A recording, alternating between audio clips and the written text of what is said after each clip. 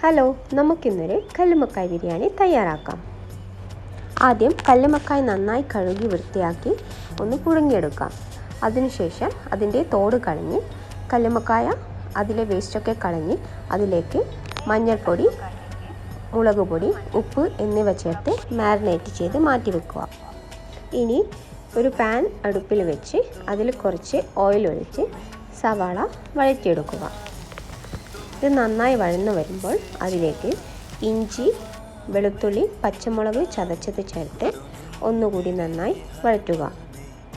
ഇതിൻ്റെ പച്ചമണം മാറി വരുമ്പോൾ ഇതിലേക്ക് തക്കാളി ചെറിയ കഷ്ണങ്ങളായി അരിഞ്ഞത് ചേർത്ത് നന്നായി വഴറ്റുക.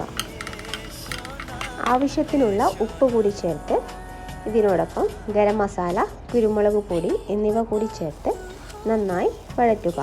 ഇതിൻ്റെ പച്ചമണം മാറി വരുമ്പോൾ ഈ മസാല മാറ്റി വയ്ക്കുക. വേറൊരു പാനിലേക്ക് എണ്ണ ഒഴിച്ച് ചൂടായി വരുമ്പോൾ നേരത്തെ മാരിനേറ്റ് ചെയ്ത് മാറ്റി വെച്ച കല്ലുമ്മക്കായ ഫ്രൈ ചെയ്തെടുക്കാം. ഫ്രൈ ചെയ്ത കല്ലുമ്മക്കായ നേരത്തെ തയ്യാറാക്കി വെച്ച മസാലയിലേക്ക് ചേർത്ത് ഒന്നുകൂടെ മിക്സ് ചെയ്യുക. കുക്കറിൽ എണ്ണയും നെയ്യും ചൂടാക്കി കറുവാപ്പട്ട, ഗ്രാമ്പൂ, ഏലക്ക എന്നിവ ചേർക്കുക. ഇതിലേക്ക് 1 കപ്പ് അരിക്ക് 1.5 ഗ്ലാസ് വെള്ളം എന്ന അളവിൽ വെള്ളം ചേർക്കുക.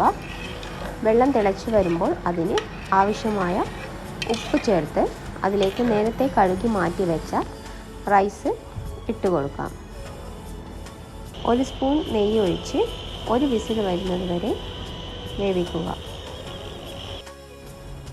നേരത്തെ തയ്യാറാക്കിയ മസാലയിലേക്ക് ചോറിട്ട് കൊടുത്ത് അതിനു മുകളിൽ 1 സ്പൂൺ നെയ്യ് ഒഴിച്ച് ഒന്ന് മൂടി വെച്ച് ലോ ഫ്ലെയിമിൽ ഒരു 5 മിനിറ്റ് വരെ വേവിച്ച് ബിരിയാണി റെഡിയായി.